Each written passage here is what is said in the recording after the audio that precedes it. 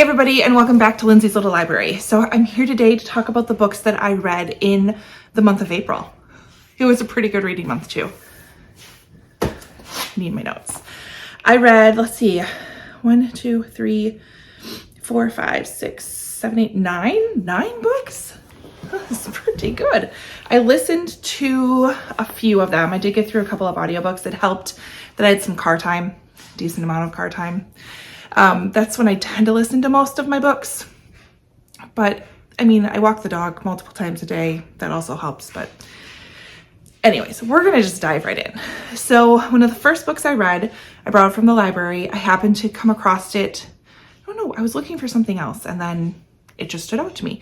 So I read The Butcher by Jennifer Hillier. It's one of her backlist books, a little older, and just another example of why I love Jennifer Hillier so much. I love her writing. I love her stories. I love how things are pulled together. I love how I don't ever want to put that book down. And this one was super unique, very solid thriller. The thing with The Butcher is we knew at the very beginning who the butcher was and what the butcher did. Yet we're looking into this story already having that information, but not knowing how things are going to be tied together. And it appears that the butcher is back, even though the butcher is in jail. And we know that. And of course, there's some detective work that they don't necessarily want to admit that the butcher is back, and some research that goes into it from our main character. So she is she's a doctor. And we go from there. So I don't want to give away too much. It was fantastic. Jennifer Hillier's backlist books are just as good as her new releases. Highly, highly recommend you going and checking it out. I gave it 4 stars. All right, I do have some of the books with me. I had to take The Butcher back. I was way behind. Oops. I also read Lessons in Chemistry, which I've just recently talked about, but this was a 5-star read for me. This is by Bonnie Jarmusch. This was, I want to say it was a hug in a book again, yet it still talked about some really, some heavy topics. I was under the impression this was a bit of a romance. There is a small section of a romance in here with our main character, but definitely it's way more than that and goes way deeper than that. So it is historical. It takes place in the 1960s, and we have our main character. What's her name again? Elizabeth. She is very much a scientist. She reminds me of Amy from Big Bang Theory, and her husband, who she ends up marrying, Kelvin, reminds me of Sheldon. So it's like Amy and Sheldon at the beginning of this book. They're both chemists, and Elizabeth is trying to find her way in this professional career in the 1960s, when that is not necessarily the kind of societally approved role of the woman. So she's fighting that. She falls in love with Kelvin, who they just hit it off. They are soulmates. They are perfect for each other. They have a dog named 630, which is such a fun name. And you also get the dog's perspective in this, which I really, really enjoyed. I love Elizabeth's confidence in her. She's brilliant. She's fantastic. She's fantastic.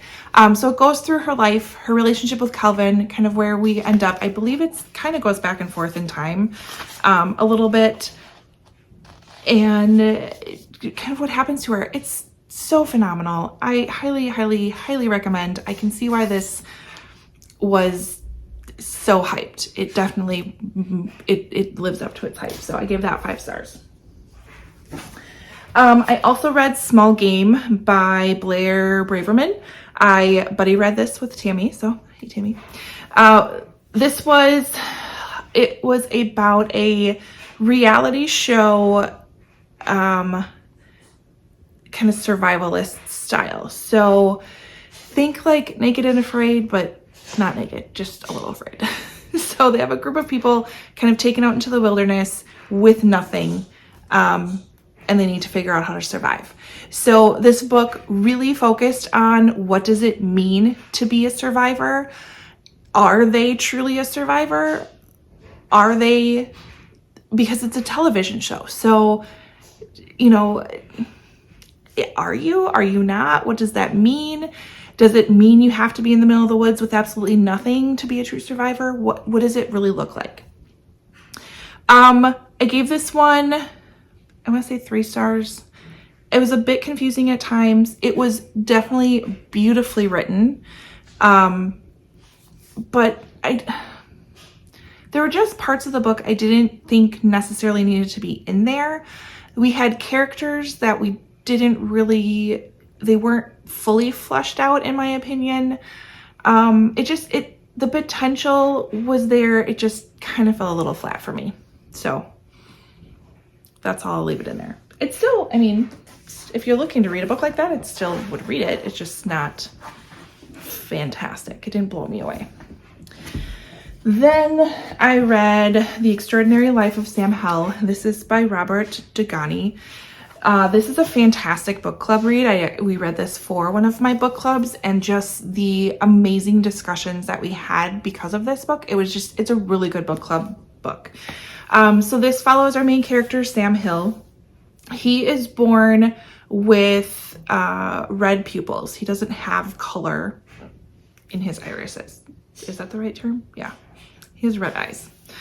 And so he's called the Devil Boy by his classmates. He goes to a Catholic school. His mother is very religious. Faith and religion play a really big part in this book.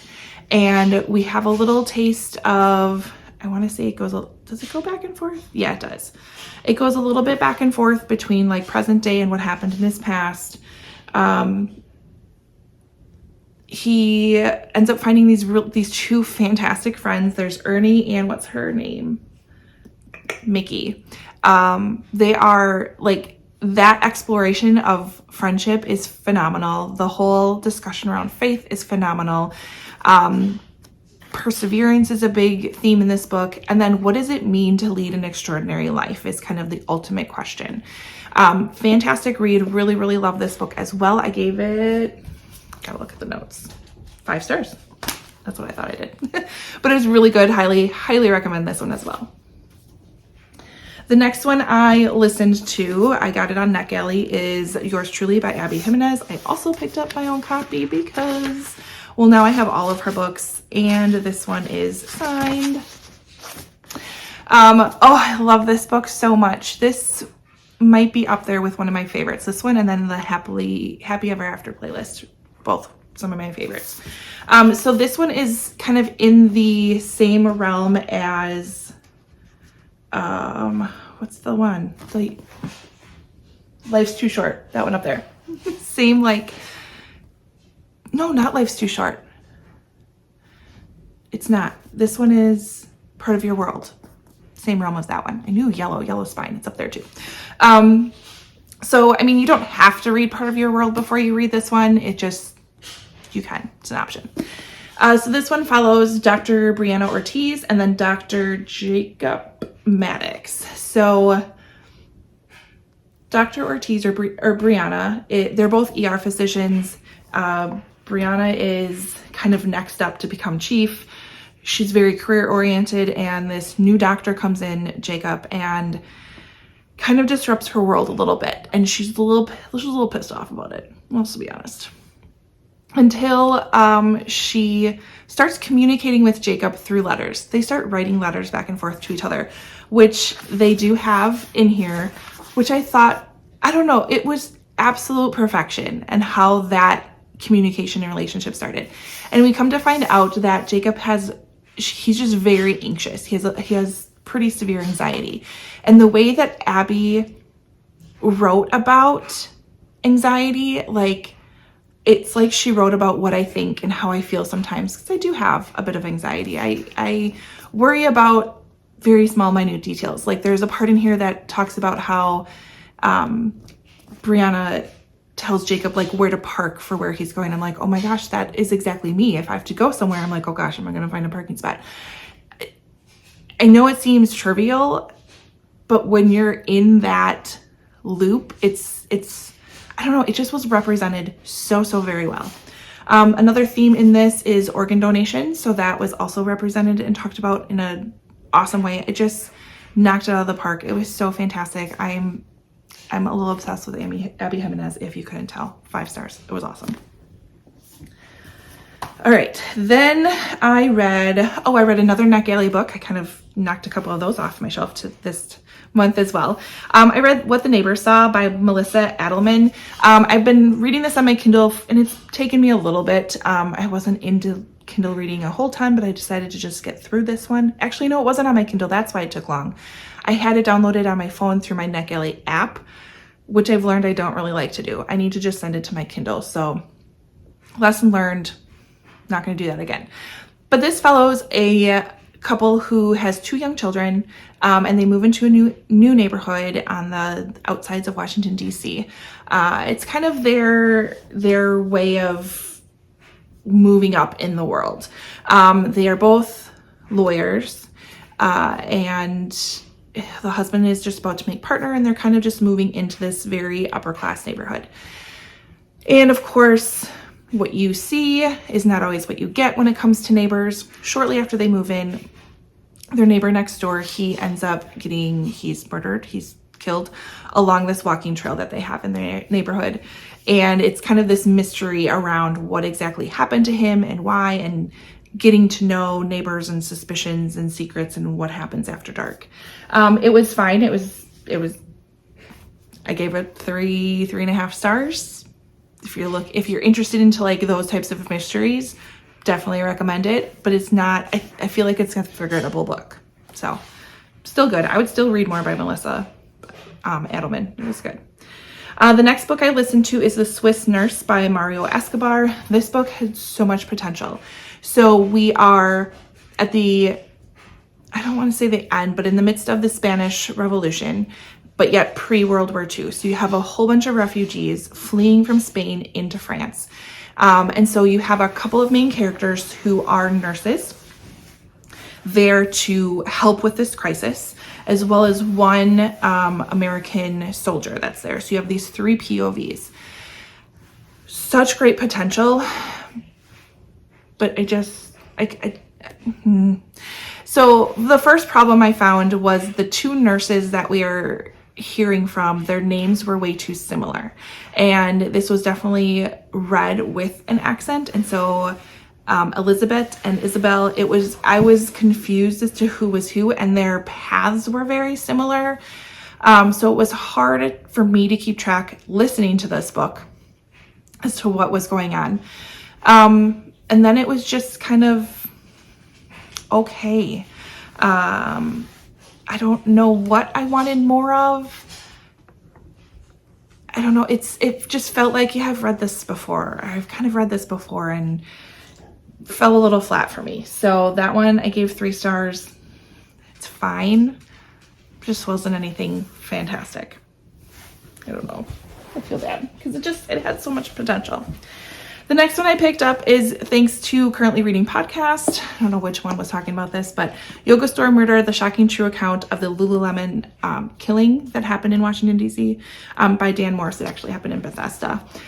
So true crime book about this insane crime that happened in 2011. 2 young saleswomen were found brutally attacked inside a Lululemon store in one of D.C.'s suburbs in Bethesda.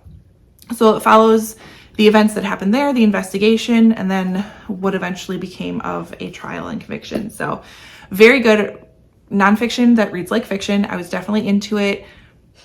It was just insane. And thankfully they have pictures in here, because you definitely need a bit of the diagram of the store to understand how they figured out what happened. So loved it.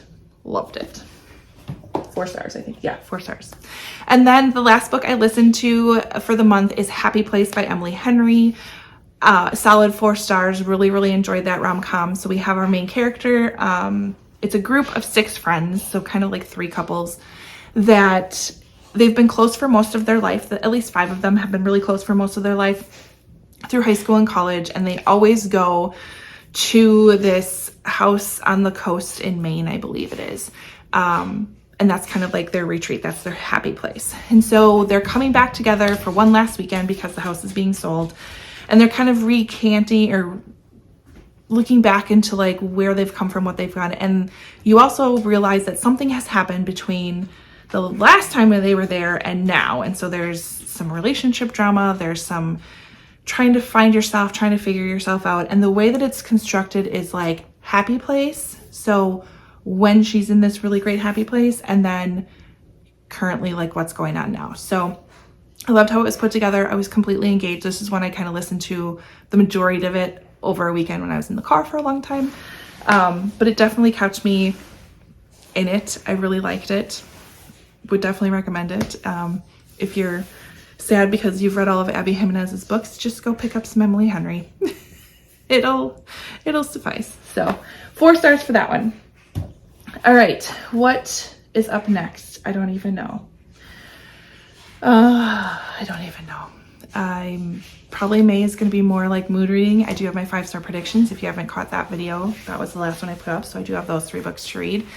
And then, I do have one I want to get to. Let me go grab it. So I really do want to pick up The Golden Spoon. So Kelsey had essentially talked about this book, and then I was telling Amanda about it, and she read it like super, super quick and said it was awesome. So if you think Great British Bake Show with some sort of murder involved is what I understand. That's all I know. That's all I'm going to go with. I'm with it. So this is one I want to pick up again. And then I do want to pick up, I'm kind of in a historical fiction mood as well. So I have plenty to choose from.